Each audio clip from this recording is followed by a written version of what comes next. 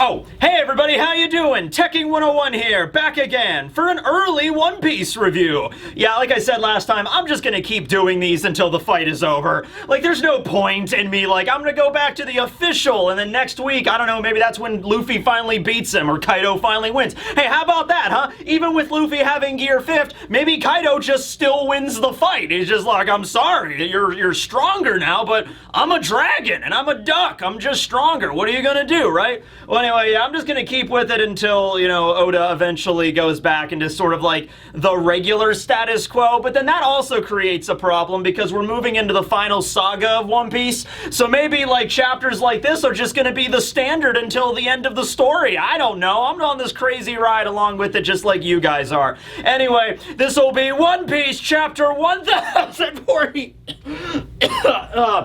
I think my voice is shot from the last review. One Piece chapter 1045 review titled The Next Level, which is an epic title for a chapter. The Next Level. It actually reminds me of one of my favorite songs that's ever played in One Piece. It was in the 3D2Y OVA, and it played over the ending credits, and it was called To the Next Stage, or The Next Stage by AAA. Like, the name of the band was literally just like AAA, like, you know, the service that, you know, brings, you know, your cars and stuff, you know, same thing. And that is one of my favorite songs in One Piece. It gets me super pumped up. In fact, I listened to it right before this review, and it actually, incidentally, was the first anime appearance of Sabo. So I'll leave a link to it if I can remember to put it down in the description, but check out that song. It's so epic. Okay, so we don't actually continue the Germa's emotionless excursion this time, and that's rather unfortunate because I wanted to see what became of Niji and Yonji inside of, like, Big Mom's, like, torture dungeon, you know, surgery room with all the different, like, buzzsaws and everything, like, what was going to happen to them.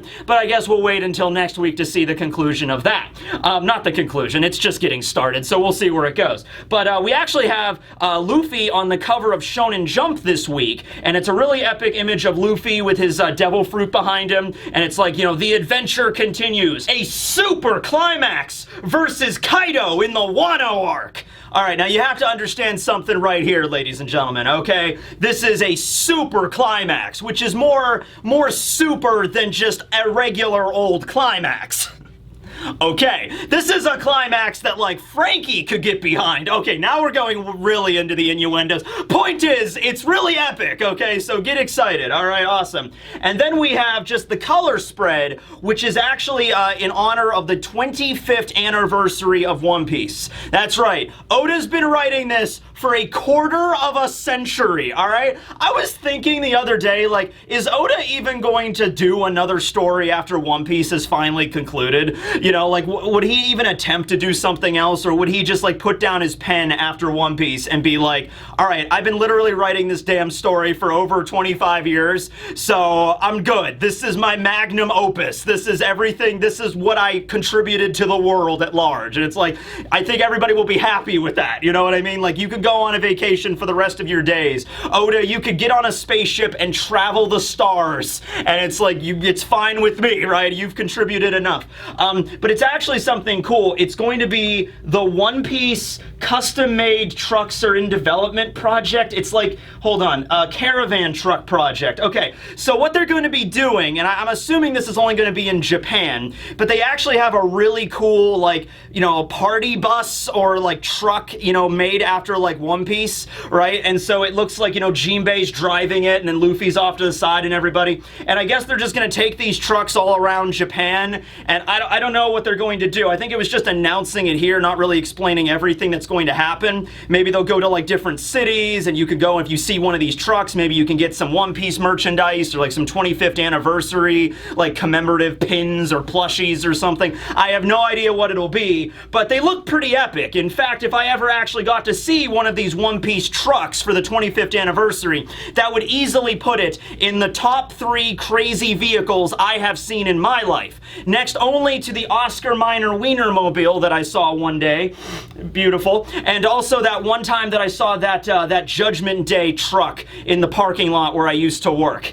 Yeah, it didn't turn out. We're still alive. Yeah, 2011 wasn't the end. But anyway, yeah. But that's a pretty cool project. They're doing something special for the 25th anniversary. I think it's in July is the exact date when it's like actually 25 years. So I'm planning a thing for then as well. But we'll see what happens then. All right, so now we're getting into the chapter. The next stage, the next level. Will Luffy go to even higher heights in this chapter? Gear 6? Maybe he'll skip over Gear 6 and just go into Gear 7th because it sounds cooler, right? All right, so we got Kaido and Luffy on the Skull Dome of Onigashima, and they're just taking a little bit of a breather, okay? They've been through a lot in the last few chapters. Kaido was really upset that he's just like, man, not again. And, you know, he went down to the live stage, and he was about to subjugate everybody, and then Luffy just, you know, yeeted him back to the roof and then pounded him into the ground like a cartoon character and, like, twirled him around and hit the ground and, you know, bounced back the Boro breath right in Kaido's face, which, by the way, Kaido has tanked, I think, no less than, like, I don't know, 4 or 5 of his own Boro breaths in this fight so far. You know, Raizo bounced one back to him. I think there was a moment where when they were fighting against the worst generation, you know, they bounced it back at him. So Luffy has, Kaido has tanked a lot of his own attacks, is just what I'm saying here, okay? Well, anyway, Kaido is sort of panting, and he's just like, oh, all right, well, I was like 100% certain you had died. So, it's pretty cool that you're not dead, so we can continue this fight and all.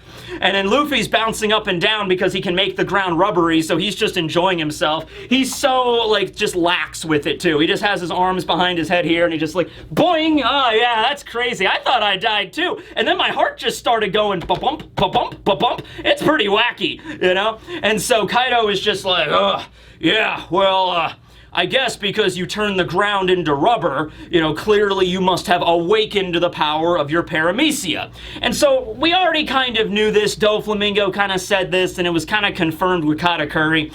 But the idea is, yes, when you have different types of devil fruits and you awaken, they are different awakenings from each other, okay? So, for example, Kaido mentions that, yeah, changing the area around you into something else, like your own element, not element in the context of Logia, but element like Luffy was made of rubber, you know, Katakuri, Mochi, Doflamingo controlled strings, changing the environment around into those things. That's sort of the hallmark of an awakened paramecia, okay? But then he goes on to say, it's a little strange though. You know, you're changing the ground to make it rubbery, which is indicative of a paramecia, but your body, on the other hand, has changed. And that usually doesn't happen to paramecias. That's something that's closer to a zone. But Kaido doesn't exactly take a lot of time to sit around and think about it, like, hold on, we gotta figure out what's happening right here. No, he just launches at Luffy and tries to eat him again. And Luffy, once again, is just bouncing up on the ground like a damn trampoline, just like, yeah, this is crazy, this is so weird. It's like, oh, and he just like goes to bite Luffy,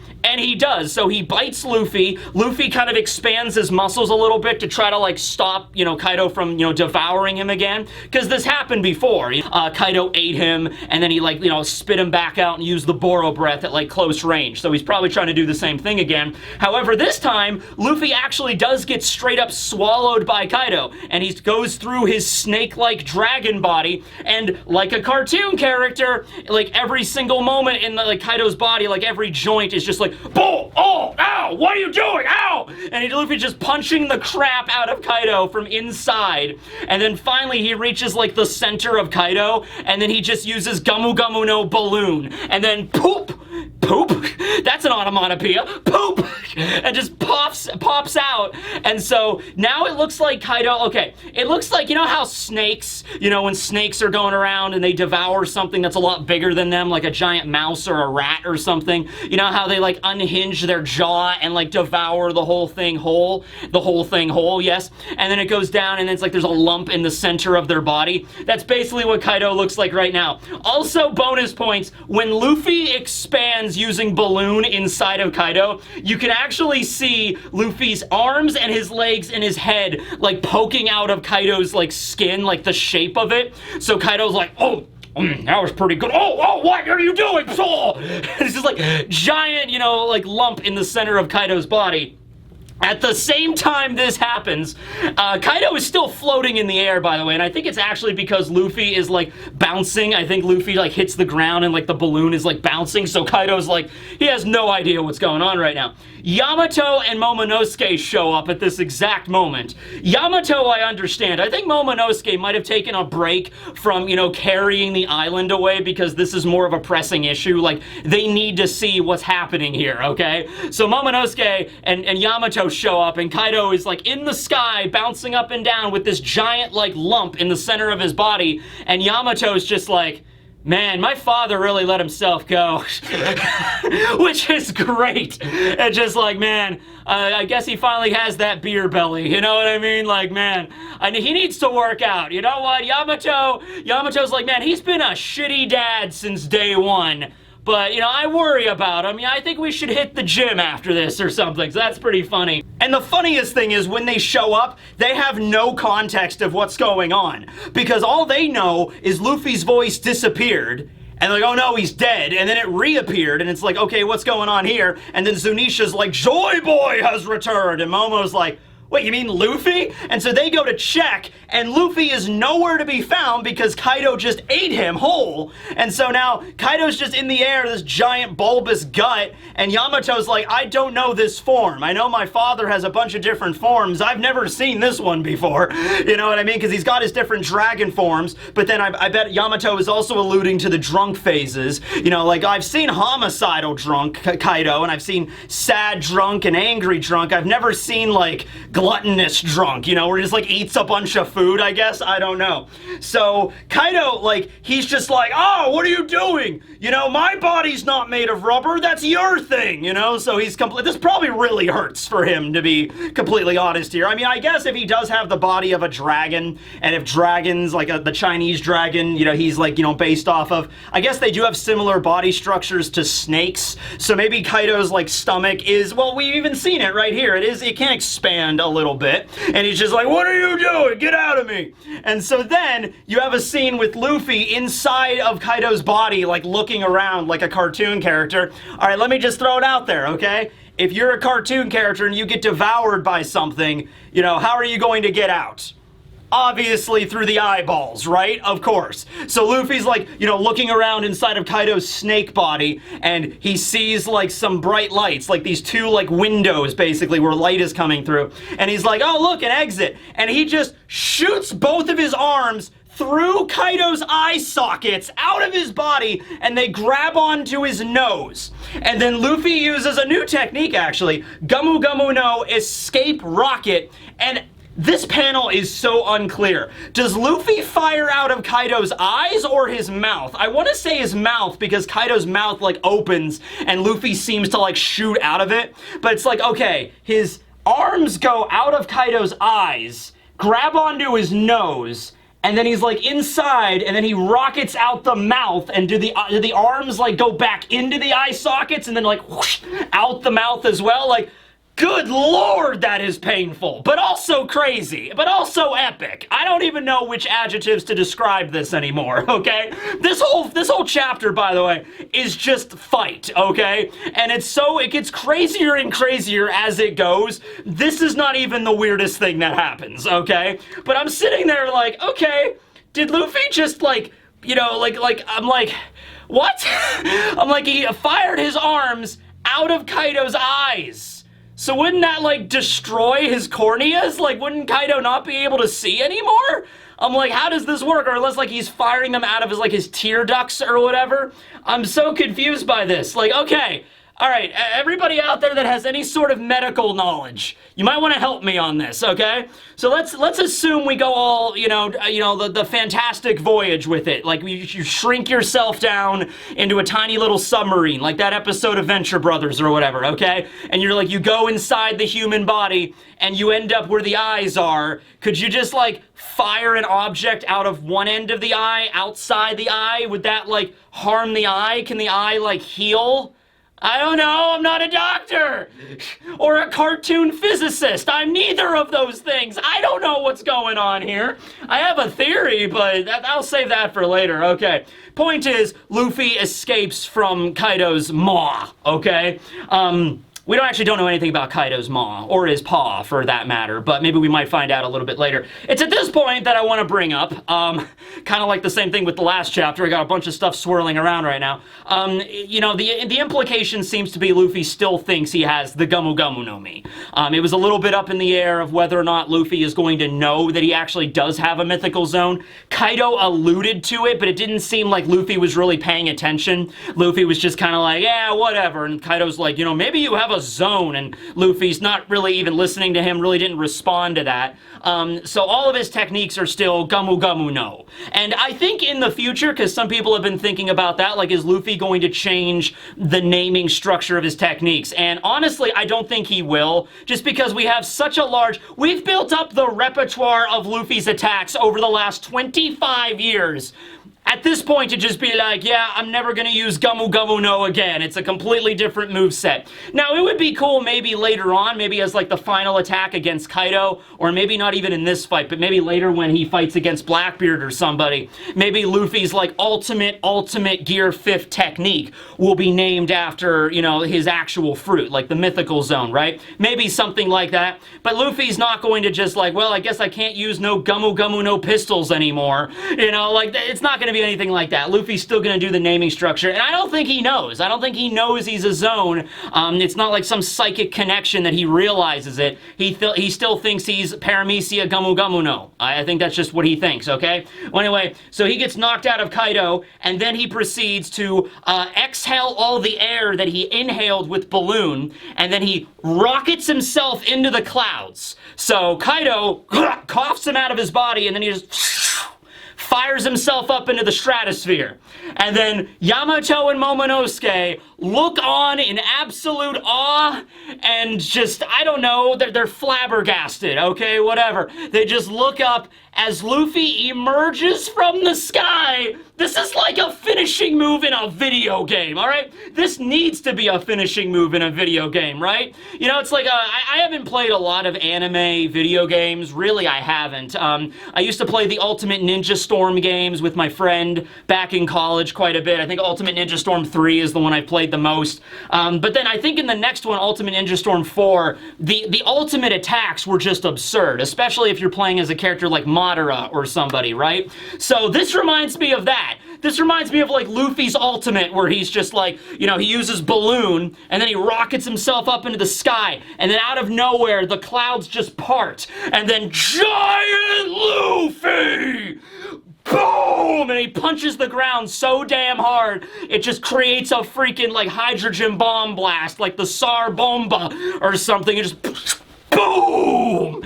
And then like fatality, or the end of the battle, you know? Whatever, Jesus. Oh man, this is insanity, all right? This is Luffy becoming a giant, all right? This is something that has actually honestly been alluded to for a while. I mean, ever since, you know, Luffy activated Gear 3rd for the first time against Lucci, you know, here comes the giant fist, you know, whatever. But just because of that, I think everybody could sort of arrive at a conclusion of, wouldn't it be cool if Luffy just turned his whole body into that of a giant? I was in the mini reverie a couple of weeks ago, and I believe it was Randy Troy that had this like really elaborate idea for Luffy. That was back before we knew this shit was what was happening. And it was like Luffy's gonna have access to some sort of like resin ability and like use that to get bigger. But it's just like, you know, it's not even that complicated with it. It's just Luffy is able to just take whatever form he pretty much like desires. Okay, so it's not even like super complicated. It's just he goes up and he's like, I want to make myself huge, and so he makes himself huge. So congrats, Randy, you got it. But yeah, I want to take this moment before I'm just gonna pause right here. Giant Luffy. Pause. Okay. So Luffy's abilities have always been silly, right? I mean, like, I think we just got used to a lot of them, me included, but if you go back through the East Blue, yeah, Luffy might have some abilities that are more serious than others, or more, like, just badass than others, but Luffy's abilities, from day one, have always been, you know, very, very, wacky, okay? Now, like, you know, the Gumu Gumu no pistol, you know, that's pretty standard. It's just a straight punch that stretches, you know? In terms of anime logic, that's really not all that weird. If you saw somebody using that technique in real life, it would be like, what? But, you know, in anime, it's not that crazy. But even, like, just the Gumu Gumu no balloon, which he uses in this chapter, that's Luffy, like, inhaling a bunch of air and then boom, turning into a balloon and, like, floating away or, like, bouncing away. You know, that's pretty wacky, all right? That's pretty cartoony even back then. Obviously, this takes it to a whole new level, and that's the point that I want to get across here. The true strength of Gear 5th is not so much about Luffy gaining access to cartoon physics or the Toon Force. I've been reading a lot about the Toon Force this past week. Toon Force is like an actual thing. It's like an actual like trope, or like it's a moveset of powers that exists in fiction where you do take on the properties of like a cartoon character. And stuff that involves Toon Force could be like, you know, if the cartoon character is destroyed, they can just like glorp back together, like so they can never die. And they have access to the hammer space thing where, you know, they could just reach behind their back and then, you know, pull out like a giant club or something several times the size of their own body, you know. Luffy is not going to be able to do anything like that, so he doesn't have the Toon Force stuff, so that's not the focus of this. It's also not the idea of Luffy being a straight-up god. Yes, the Mythical Zone does have the attributes of a god, and we're going to explore that and exactly what Nika is, but it's like, don't think of it like, you know, I am the sun god, I will smite you with the power of 1,000,000 flames! Nothing like that. Luffy's not going to be able to do that. And he's also neither indestructible nor is he invulnerable. You know, he can still take damage and get hurt. We even see that later in this chapter, okay? So it's none of that. What this is, what Gear 5th is taking Luffy's you know, battle prowess to the ultimate degree. Like, Luffy has never been book smart, but he's always been very smart in terms of combat, especially taking his enemy off guard, doing something involving sometimes the environment, other characters that are around him, and then taking his enemy off guard by doing something really wacky. Okay, that's like what Luffy always does. And a lot of times he like looks around and is like, what can I do here, you know, in this battle? And like, remember back at Arlong Park when Momu was attacking? And Luffy's like, oh, it's like a giant sea cow, what do I do? And then he's decided, ooh, I have an idea. And he like pounds his feet into the cement of Arlong Park and then uses Gumu Gumu no Pinwheel to blast Momu and literally into the Grand Line, I think, right? So, but that was also a detriment to him because he ended up getting stuck in the concrete. But that's my idea here. Luffy is a little bit childish when it comes to this kind of stuff. When he comes to like, I have an idea. I'm going to plant my feet into the ground and then grab this giant sea cow and then launch it away. That'll work perfectly. You know, and sometimes it works perfectly, sometimes there's drawbacks to it, right? When Luffy was at Impel Down and he got defeated by Magellan the first time, and then later on he gets healed and Magellan's coming after him again, he's like, oh, what can I do? And then Mr. Three's there, and he's like, hey, Mr. Three, can you make me giant robot boxing gloves and robot legs out of wax? Mr. Three's like, yeah, sure, man, I can do that. And he just makes them and Luffy's fighting again, okay? So it basically takes all of Luffy's crazy ideas that he has in battle and just dials it up to 11 with Gear 5th. Where if Luffy, whatever crazy idea pops in Luffy's head, it's just like, man, I bet now I launch myself into the sky and turn into a giant. He can do that. Now I want to make both of my arms huge and then punch him at the same time. I could do that. Now I want to like scrunch my body up like a ball and launch it at him and then expand. It's like, I can do that, right? It's almost like also Luffy's body, we're going to see this later, has the properties of like silly putty right now. And I don't have any silly putty on me, but you guys know silly putty. We'll get to the scene when we get to the scene. But in this case, Luffy just wants to make himself huge. And so he does. And so he expands to giant size, just Gumu Gumu no Higant. Alright, so not Higant rifle or Higant pistol, just Higant, just Gumu Gumu no giant. Now, this is great though, because this is something I think a lot of people have wanted for so long, Luffy just to turn into a giant. And also it's like, oh, Joy Boy's straw hat at Marijois was giant, so this explains that. But I bet we all thought like it was gonna be a really epic scene where he just like steps on Kaido or like I said earlier, like punches the ground and a giant explosion happens. No, Kaido looks up at giant Luffy about to step on him, and then Kaido's just like, bigger target. Oh, and then just chomps down into Luffy right in his neck. So the attack actually did nothing. At least I don't think it did. Well, no, it did. But like the initial like shock moment of it, like giant Luffy, you know, like I'm gonna step on you, Kaido. Kaido's like, no, you're not. And then just chomps down on Luffy's neck, and it hurts Luffy. Luffy, like his tongue pops out, his eyes pop out. It's like, ah, you know, Luffy's still in pain there. So that's pretty crazy. But then Luffy proceeds to grab Kaido and begin to jump rope with Kaido. Kaido, one of the Yonko, the highest active bounty in this entire story, Kaido of the Beast, the Wisdom King, user of the mythical zone as your dragon, lays waste to anything that comes before him with his mighty Boro breaths and lightning breaths and windblade breaths and all that, is now being reduced to a set of jump ropes.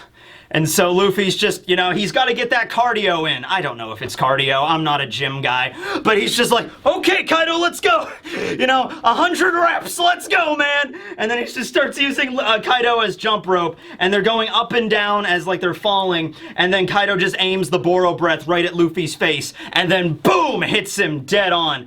It gets a little confusing at this point. I'm still trying to figure out if Luffy is still a giant at this moment. And I think he still is, okay? I think Luffy is still a giant. So Luffy gets blasted by the Boro breath, and he does yell, like, it burns! Ah! And he gets knocked all the way off, clear off Onigashima. Like, Onigashima's here, Luffy gets knocked clear over here, okay? And just like out of a freaking Roadrunner and Coyote cartoon, Luffy is not really, like, seriously wounded, he's, like, cartoon wounded, where his whole body has been burnt black like charcoal, and he's, like, smoking, and, like, smoke's coming out of his mouth, and he's just like, ah, of course you know, this means war! You know, it's like something like that. Also, when Luffy is falling, he's frowning, but the perspective that we see it, it's upside down, so it still looks like Luffy is grinning even here. And so Luffy, like, opens his eyes, and his whole body is burnt black. And he's just like, steam comes out of his nose and his mouth, and he's just like, ugh, this made me really mad now! And so he kind of just, like, shakes off all the burnt flesh or whatever, and then his legs proceed to, like, run really fast, and then, like a cartoon, his legs, like, you know, light on fire, and he rockets back to Onigashima, okay? Alright, maybe a little bit of this Toon Force shit. Maybe just a little bit, just a touch of the Toon Force, I don't know. But Luffy goes straight up, you know, 88 miles an hour, 88 miles per hour with this, right? Like, his legs just run really fast, and then he rockets back to Onigashima. Also, might as well take the time to bring this up at this point. You know, fire abilities, Luffy is, you know, the embodiment of the sun god now. He had Red Hawk before this, and, like, Red Rock as well. Like, he had techniques that could summon fire. I honestly think that makes more sense than the whole friction idea. The idea that, no, he's just a sun god, right? There we go. Also, something else to bring up. Actually, you know what? It's coming up in a second, so I'll just bring it up then. But yeah, Luffy rockets back to Onigashima, and he's charging up another attack as he's running back toward Kaido. He's, you know, Gamu Gamu no, and he's, like, winding up his arm. And then Kaido, though, he just looks at him, coming back. Like Kaido expected this. Kaido did not think he's just gonna stay off Onigashima. He knows better at this point. Kaido just looks over, and he charges up one of his strongest techniques, the Ragnarok. Alright, so he just lifts up his Kanabo. It's like, sort of like he's like a batter. It is like, okay, here we go. And it's Kaido up to plate. Kaido's had a pretty good season this year. He's gotten 17 home runs and 3 Grand Slams. He's on record to be one of the greatest baseball players of all time. And here's the pitch, and Ragnarok! Boom! And just smacks Luffy so hard. We actually don't see him connecting with the Kanabo. It's just a scene of Kaido charging up his haki, swinging it at Luffy. And then the very next scene is Luffy's giant head breaking through the stage, the live stage of Onigashima, giant head just boom! Luffy's tongue and his eyeballs pop out of his sockets as, like, you know, everybody in the festival hall just sees this. Law, Kid, Chopper, Nami, and Tama. Their eyes all pop out of their skulls as well, which proves at this point this isn't really Luffy having access to the Toon Force. This is just Oda having fun with drawing his manga at this point, because all of their eyes pop out of their sockets too. It's actually really disturbing, because if you cut out the part with their giant cartoony eyes, they just look like a bunch of people that have had their eyeballs like taken out of their skulls, like just empty sockets, and it's actually really disturbing. Law's is great because Law just has like the brim of his hat, so we don't actually see his real eyes, but we just see the cartoon eyes pop out, and so that's really funny. And so Luffy, I want you to imagine this, okay? So Luffy grabs Kaido, drags him back to the roof to continue their fight.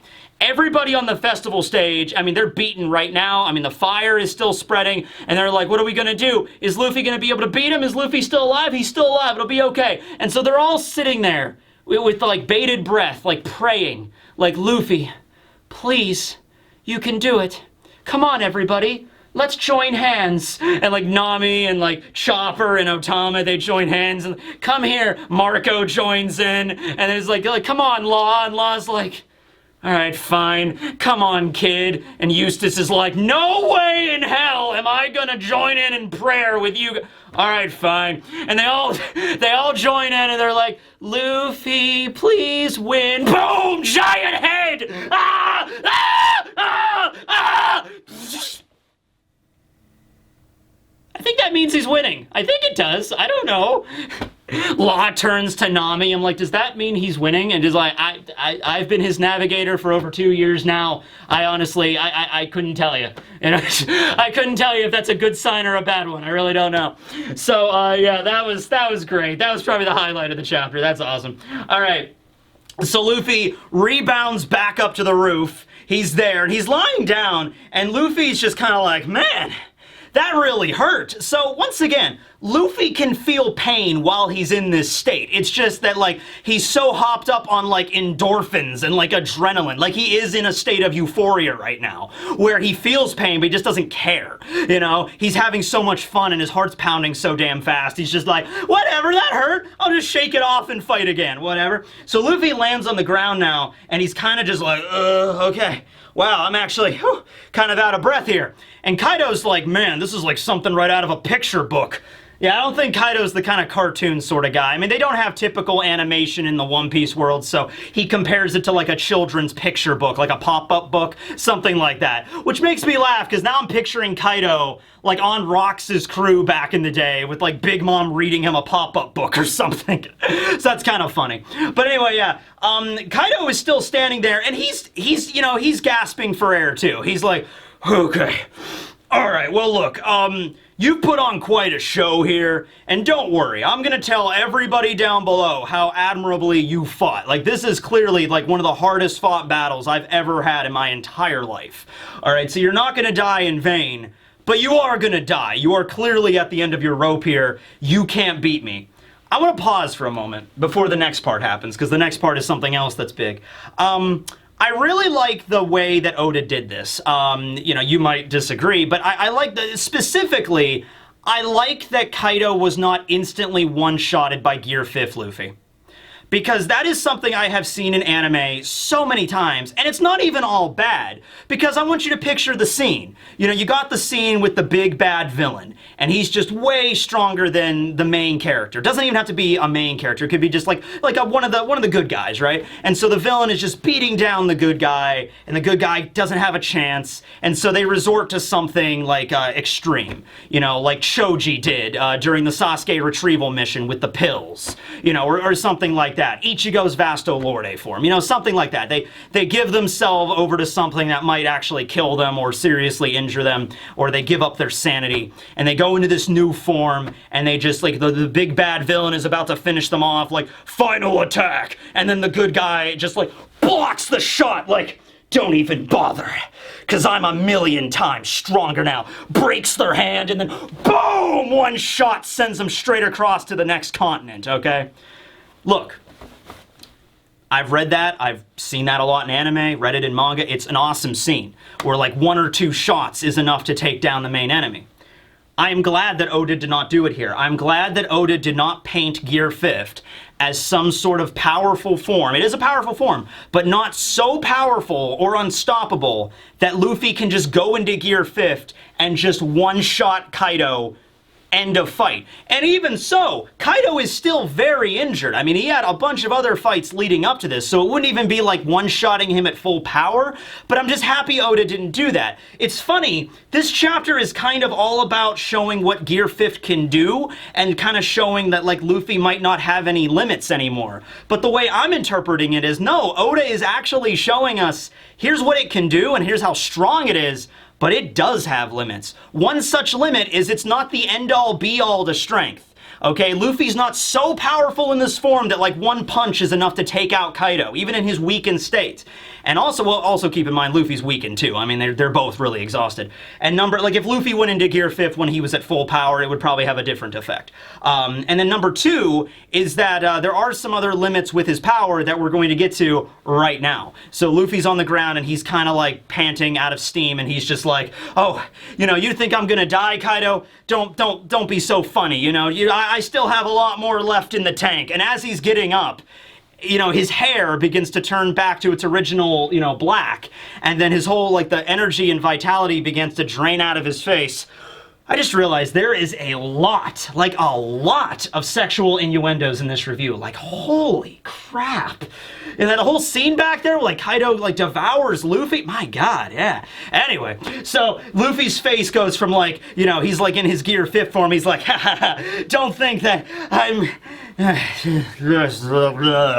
then it eventually gets to the point where Luffy is a straight up mummy. Like, look, Luffy looks like he's 97 years old. His face is all wrinkled. Tongue is just sticking out. And he's just like, man, I'm really tired. And then he just hits the ground. His awakening has come undone. His Gear 5th is ended, okay? And then so Kaido's just like, what are you doing? What the hell even are you, right? But then Kaido also kind of, he kind of lands too. He's just like, what are you doing? Oh. He kind of goes on a knee too, and he has the Kanabo there kind of propping himself up. He's just like, oh, all right.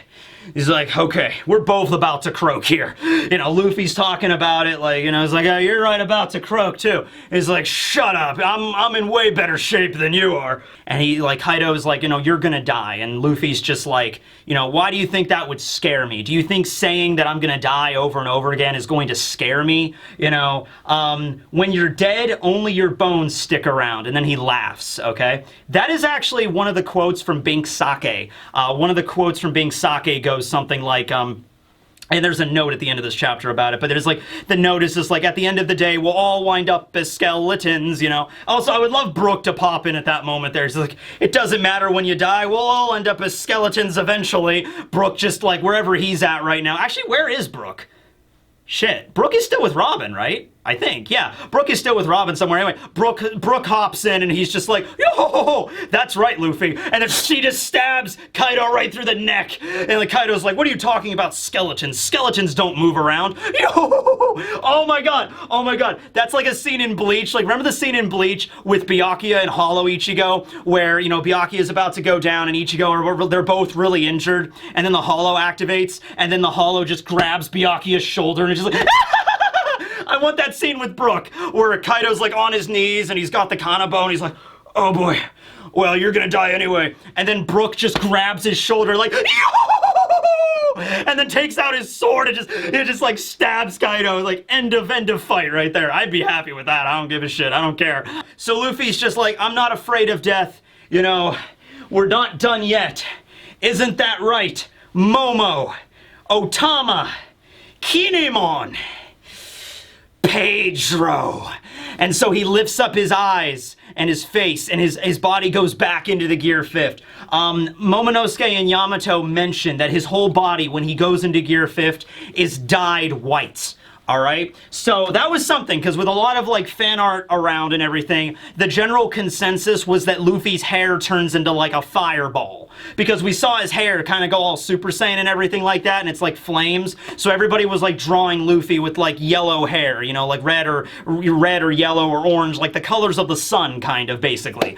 But no, as from what Momo and Yamato mentioned here, his whole body, even his clothing, are dyed white when he goes into Gear 5th. And so, you know, because it's a manga, you know, it's black and white anyway, so at least it makes more sense exactly. And I think it does fit better because the sun, because Nika is the sun god, obviously, because the sunlight that it emits is more white than yellow. And it's like, if you actually look at the color spectrum of the sun, because the sun is firing off like all these different rays, like pretty much the entire color spectrum. The sun has ultraviolet and infrared, and then the color spectrum that humans can see, and like cosmic rays are firing it off. Like, it's the sun, right? And so if you take a picture, it depends on what kind of filter you use when you take a picture of the sun, but I think like a true photo of the sun, it's just a white sphere.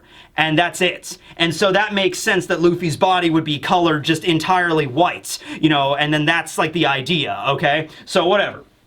So Luffy goes back into Gear 5th, and he activates it, and he's bouncing around. He's like, yeah, my heartbeat's beating again, yeah! And he's like back into the fight. Okay, I want to mention here, this is kind of the same thing that happened to Kid and Law. So I don't want people to think here that like, oh, it doesn't matter what Luffy, you know, even if he exhausts himself, he can just restart Gear 5th over and over and over and over again. That's not the way I took this. The way I took this is that Luffy can go back into it again, but it's going to drain him considerably. Every single time that Law used his R room or his K room, he was using an awakening. And every single time it drained him more and more. So Law was able to use, like, I don't know, 3 or 4 K rooms during the fight with Big Mom. Luffy might be able to do that. He could go back into Gear 5th again and again, but there's a limit to how many times he can do it. And he's probably not going to spend as long in this time as he did in the previous time, okay? And if he loses it again, maybe he could go back into Gear 5th one more time, but maybe it'll only last like a few seconds. All right, that's the way I interpreted it.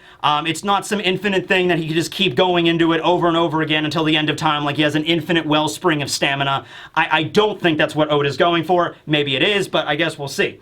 Also, he mentions Pedro, which I freaking just love, because he goes down the list and he's mentioning all the people in Wano and the people that kind of give him the drive to continue.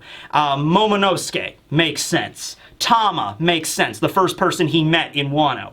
Kinemon makes sense, you know, one of the whole reasons they're there, and the leader of the Scabbards, and Kinemon asked Luffy to finish off Kaido, so it would make sense why he would mention Momo, Tama, and Kinemon. But then he gets up as he activates Gear 5th, and he says Pedro's name. Now this makes sense too, because Pedro was all about bringing the dawn and everything, and he sacrificed himself. But it's just that happened like an arc ago. That happened years ago from our perspective. And so I just love the fact he mentions Pedro. He doesn't forget about the man that gave his life to allow Luffy to even be here right now fighting against Kaido. All right? Pedro sacrificed himself. He's dead. He's never coming back. At least, I hope he's never coming back. I mean, I think his sacrifice was a moment. Not that I didn't like Pedro, but I don't want him to come back like a Pound situation, okay? He's dead. And that means something that he's dead, okay? And it's not just something like he died and we forget about him. Luffy remembers the name of the man that, you know, gave his life. And so he's just like Pedro, and then he activates it. I don't know, maybe you could also go into it like he could see into the other side now or something, because he's like the power of a sun god. He's like, I can see you, Pedro. I see you in the afterlife. I'll win this. Pedro's like cheering him on, like, go, Luffy. It's also the only dead person he brings up here. Momo, Kinemon, Tama, they're all still alive. Although Kinemon, the situation is still there. It's like, should he be though? And it's like, I don't know. But, you know, I just like the fact he says Pedro's name, right?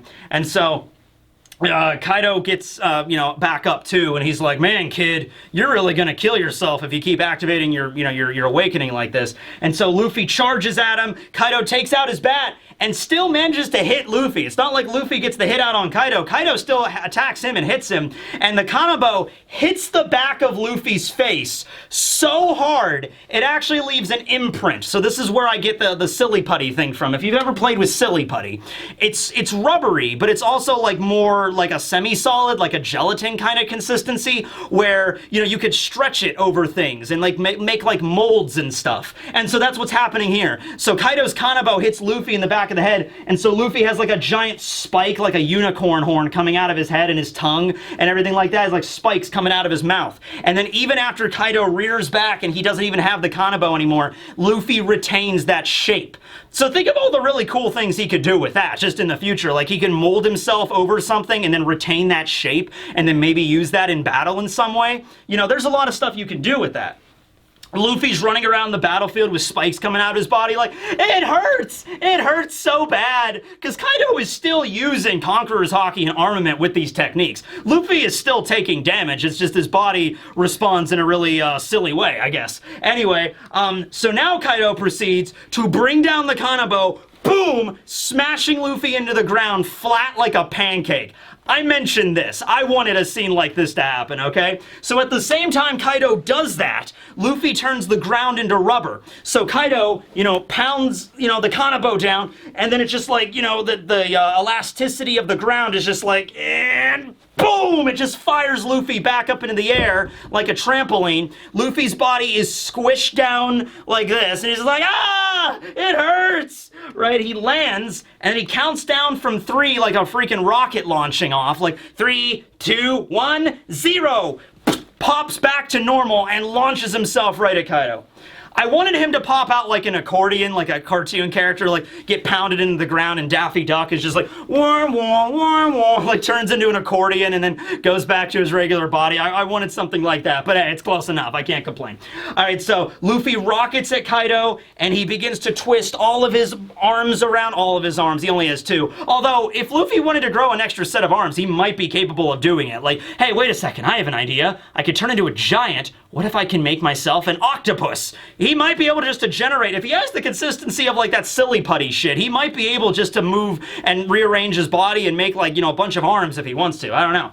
Anyway, so he's coming at Kaido like a damn helicopter right now, right? Like he's like using his arms like Gatling, so he's moving them so fast it looks like there's a lot of them, but he's spinning around like Gumu Gumu no UFO. Remember that technique, Gumu Gumu no UFO? Yeah, this is certainly not the first time Luffy has used a weird technique, okay? Luffy literally spun his legs around so much he could literally fly before, okay? So Luffy's abilities have always been a little cartoony. This is just the next level of that, hence the chapter title. But anyway, he's come hurtling at Kaido, and Kaido's like clashing with the onslaught using his Kanabo, but he's thinking at the same time like, man, this is actually like a really hard fighting style to deal with. Number one, he's using Conqueror's Haki with Armament Haki together, and he's infusing that into this strange awakening he's using, and it allows him such freedom of movement in order to fight.